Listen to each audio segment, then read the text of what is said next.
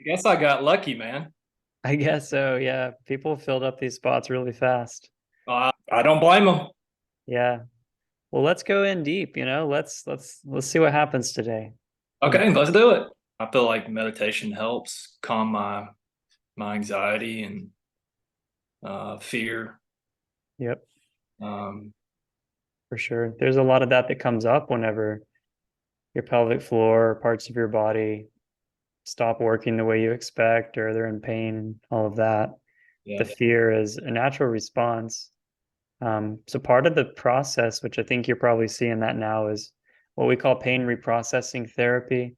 And that's where, as you feel the pain or a symptom, it could be urinary urgency, erectile dysfunction, like something that's just not working normally. You're like, this is actually mind body syndrome. There's nothing structurally wrong with my body, there's nothing damaged. And I know that I'm okay. And you just really are, you're just objective, you're just there. Versus in the past, right? It's, oh my God, what's wrong? I got to fix this. Why is this going to keep happening? Why is this happening? That's normal, but that cuts it off, right? Because you stop feeding the fear. And actually, Mhm. that's how the healing takes place. It's neural circuit pain. So the neural circuit, if you keep going down that same path, you just make a really deep rut in the ground, pretty much. And Mhm. if you slowly step away from it and you're like, oh, actually, my body's okay. Brain, you're just misinterpreting danger signals and you're still creating pain. I don't need the pain right now. You don't have to keep Yeah. making it. Yeah. And how's that been going? I know you've been doing that a little bit. All right. So I started, I guess, about 4 days ago. I've gone 3 days without taking tramadol, which is I haven't gone that long. I don't know how long. Okay. So basically what I do is just when the pain comes on, I just tell myself, look, you're safe. There's nothing to be afraid of. There's no fear. Um, that's what I've been trying to program into my mind. Um, and I try to stand up when I do it. I don't sit down. Hmm. It, try to be more dominant over it, I guess. Okay. Because I feel like when I'm sitting, I'm really not doing anything, Yeah. you know. It's like Um, it's a physiological stance that might feel more empowering. You have more yeah, willpower behind the yeah. choice. So, and I started the Unlearn Your Pain book. Okay. That seems to put it in perspective. It's like I tell you what I struggle with. I struggle with like, okay, there's still something wrong. Like, so just to let you know, so I went to the doctor because this is before I even started any of this stuff.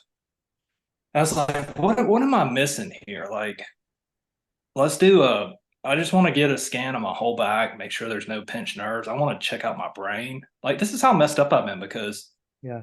from the very beginning, it's like I've been traumatized by all these doctors. Like, Right. I talked to a doctor that said I had stage 2 kidney failure without blood work. I went to a chiropractor that said I had a brain tumor. Wow. I've been to, so I went to an ER doctor and he said, well, worst case scenarios, you have MS. Hmm. So these thoughts are continuously coming in my head from these doctors.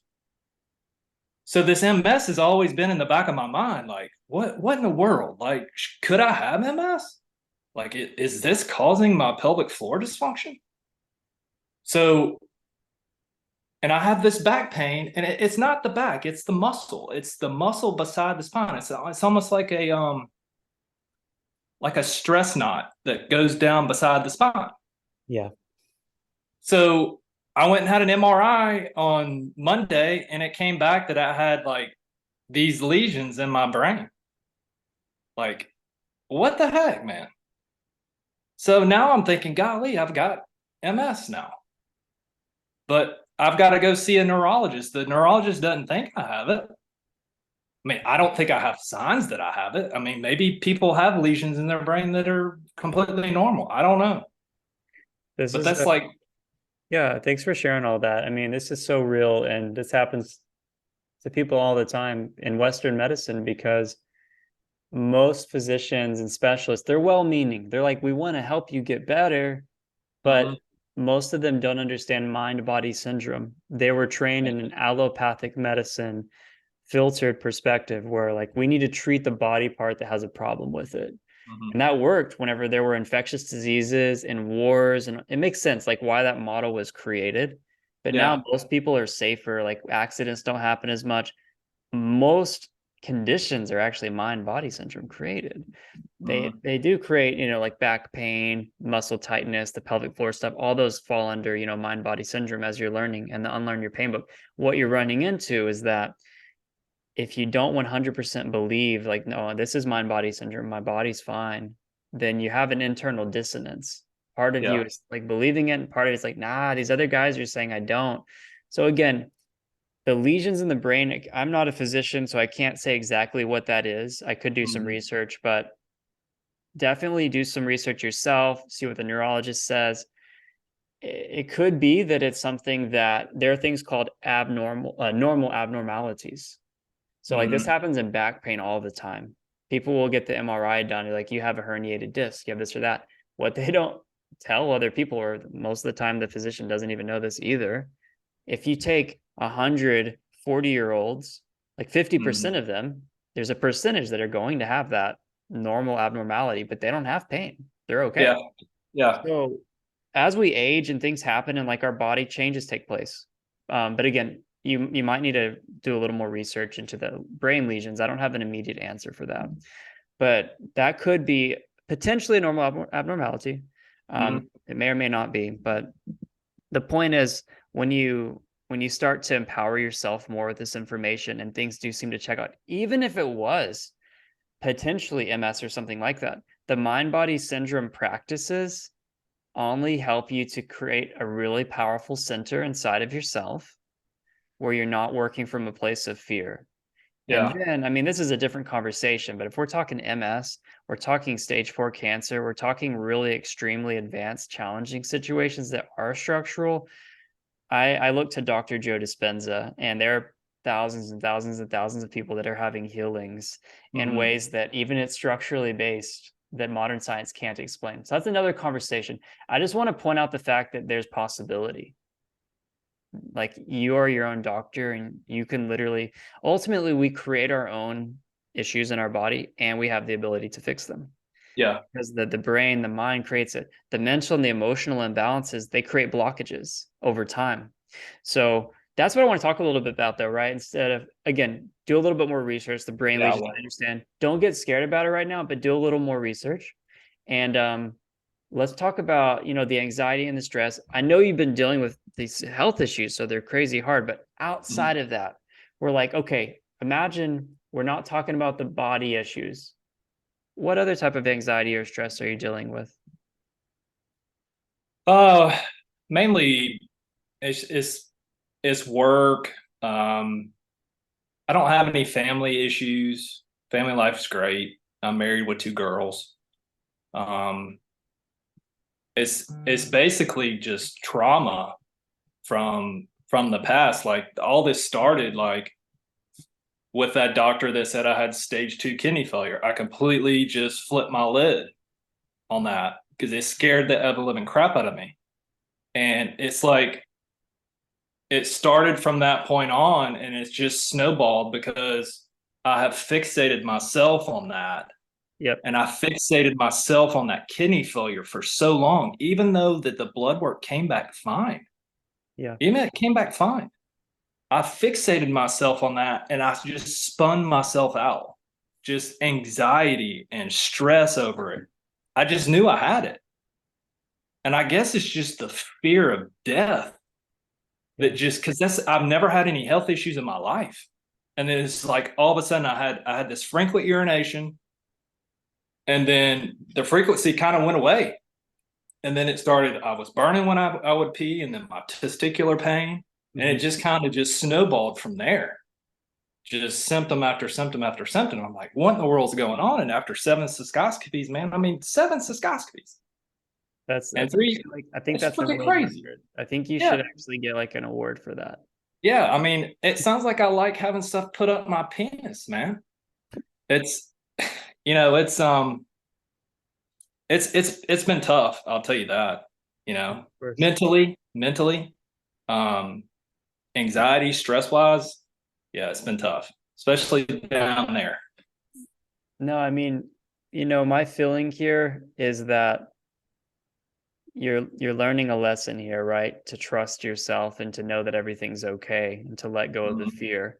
Because to this point, at least, you've had a ton of diagnostics done. You Yeah, again, doctors here, like they kind of thought there's something wrong. They're not sure. What happens is that a doctor wants to find something because their patient is like, oh my gosh, I'm in pain, things aren't going well. And the doctor's like, oh, I got to find something to at least label yeah, this in some way. So yeah. from their perspective of their greatest level of understanding of how medicine works, they typically bring something out. That's why people can get lots of different types of diagnoses from different people. Hmm. But yeah, it's mind body based. I will point out though, you kind of like flipped out and you've been healthy your whole life. It does point the finger to you probably having some challenges with anxiety though and fears even before all this started. Yeah, it started when I was a kid. Okay. I had a real bad upbringing as a child. My dad was an alcoholic. Okay. He never physically abused me, but mentally and physically on my mom. Um, that went on and into my teens. Um, but yeah, I remember a lot of that as a kid, not wanting to spend the night away from home, wanting to sleep with my mom and dad in the bed, for a long period of time because Right. I was scared to leave my mom. Hmm. So, the worry, fear, anxiety probably started there after looking back and reading all this stuff. I mean, it yeah, it was very traumatizing as a child, for sure. Of course it is. Yeah. And then like as you grow up and you're like, I can have my own life now, I can have my own family, I can do things differently. Mhm. Some of those emotions, if they weren't really fully experienced, which they usually aren't as a child, because it's hard too. You kind of don't have Yeah. much control. Like you have to just do what your parents tell you to. There's some of that work here for you, I think, the emotional release work. It could be through journaling, it could be through some of the meditations, it could be potentially working with like a TMS informed therapist that you can talk to and work through some things just as an option. I think that there's something here. What happens is there are priming and then there's a trigger. The priming takes place like in the childhood or in the past, usually, that kind of represses emotions or creates imbalanced mental and emotional activity. And Mhm. then, like, you can be okay for a while, but there's a trigger. So, like, work gets really stressful or something happens in life. So, I don't know when all this started for you, but whenever the symptoms kind of flared up, the Mhm. kidney thing and all that, there was probably something around that time or right before that time that you would call a trigger. Um, do you remember anything like more stress than normal or? No, I just remember I noticed that I was leaking more, like after I would pee, and I'd shake off and I was leaking more. And I was telling my wife, I was like, golly, and there's something must be wrong with my prostate or something. And I guess it was just stress with work because so I own my own company and it's just me basically. So I try to be very organized, I'm OCD kind of. I find myself doing things in an OCD manner because I want to be perfect. I want to make sure that the customer's happy. Um, so I find myself rechecking things, checking them again, even though I know they're right. Yeah. I would check them and check them again. And it would just cause, and it just seemed like the more and more I did it, the more and more anxiety it caused me. Um, but yeah, just I guess just stress with work um, One thing I'll caused mention, all this. one thing about this is that I want you to be okay with one thing falling through the cracks. I want you to be okay if something slips at some point. Yeah, Because I'm a business owner and I have been, and I know what you're talking about. I'm not trying to be irresponsible, but I used to be more control oriented. Like, I don't want to miss anything. Like, I don't want yeah, to ever get a bad review, like, ever have anyone be upset, like, never be late to a meeting. I'm not that type of person. Like, hmm people who have these issues, mind body syndrome stuff, typically have the same types of personality traits, which you're probably learning. But one of them is being hyper responsible. One of them is being a perfectionist, or just really wanting to achieve and do things to a high level of degree. Um, what that does is it creates a lot of tension inside of you, Yeah. because you're like on high alert. I'm like, I don't want to miss anything. I got to get everything done on my to-do list. I don't want to make anyone upset. And you can be more calm and relaxed and also have a successful business. I think Yeah. that there's just a shift in uh like, how can you relax a little bit more in life, even if you still have the physical symptoms tomorrow? Mhm. And I know that you've heard these things, and I just want to point out that it sounds simple, but there are a lot of things involved. It could be like, wow, I check my emails 30 times a day, or wow, I double do this even though I don't need to, or maybe I could hire someone and pay them a little bit to do this for me. And I don't know, just think creatively and ask other questions how you could relax a little bit and create some space there for you. Yeah. I mean, I thought about hiring guys. It's just the type of business I'm in. It's a heating and air conditioning business. So like in the wintertime, it's slow. So, I just hate to lay somebody off, and Yeah. I enjoy my time with my family. You do all the administrative side too. You run I every do it aspect. all. Yeah, I do all the paperwork. I do the installations. I do I the think service. I think that's your first hire, right? Is having an assistant who does like the scheduling and the paperwork and all the management side. You can Yeah, literally show up. It's like, oh, I've got an appointment today at 3. You show up, you do an amazing job, you work with the clients, you enjoy that, and you could hire someone, and it doesn't have to be that expensive, to start out and take care of this for you. yeah, I think that would be the best first hire, just as something to consider. yeah. And you'll be amazed. Like, whenever, for example, I did my own accounting for, I don't know, like 15, 17 years. I finally hired someone to do accounting a year ago. I'm like, oh my gosh, why did I wait so long to pay someone $400 a month to manage this for me? Yeah, And yeah, just as an example, once you go to that next level of running your business, more opportunity. You have like more, I don't know, just things work more successfully for you. It's not like, oh, I made that expense and now I profit less. No, mhm, you'll be able to expand in a different way and have more freedom. yeah, It's an idea, just an idea. So these things can lead us to making shifts, whether it be the way we work, the way we are in a relationship, the way we are inside of our own mind. Like, remember, the pain is a messenger. Something needs to change. And yeah, that's what it's trying to tell you. yeah. I know. I know. I just got to figure that out in my mind. It's. I know I'm going down the right path as far as the emotional Yeah. stuff I need to get out. I just got to figure it out. But I do feel better, Good. telling myself. I mean, you said 3 days already in a Yeah, row without yeah, tramadol. And mm, again, you could keep taking that, but if you're wanting to wean off and you're feeling that internal power, that every single time you're able to reframe it, reprocess, that's a victory. yeah. I mean, I think if I can get this brain stuff out of my head, I mean, that's like my last obstacle of really like getting and diving in 100% on this. Oh, Because that's I was there before I got the thing back from the doctor. oh, you were there. Yeah. Okay. I was there, man, like 100%. I was there. Like I knew I had MBS, like, or TMS. I knew that's what I had. So I dove in 100%, and it was like, bam, it kicked me back. It pushed me back. It set me back. Hmm. So I want to, make sure 100%, like there's nothing wrong up there. So I can move forward. Absolutely. So there's two things to remember. Whether there's something wrong structurally, they might guide you on some things to do, what we would call a biomedical intervention, whatever that is. That's possible. Mhm. You still need to do the MBS work though, because Yeah. remember, the way you were being to this point to your life created some sort of imbalance in your body. So you still want to shift some of that stuff. So I would like do it at the same time, not to overwhelm yourself, but just want to point that out. Yeah, Sometimes, no, I understand. yeah. And then if you're like, okay, it's okay, this is like a normal abnormality, I'm good. I'm glad you're all in, because when you're Yeah, all in, you're no longer split in your mind. yeah. That's where I'm at right now. It's like I'm split. I'm like Yeah. 50-50.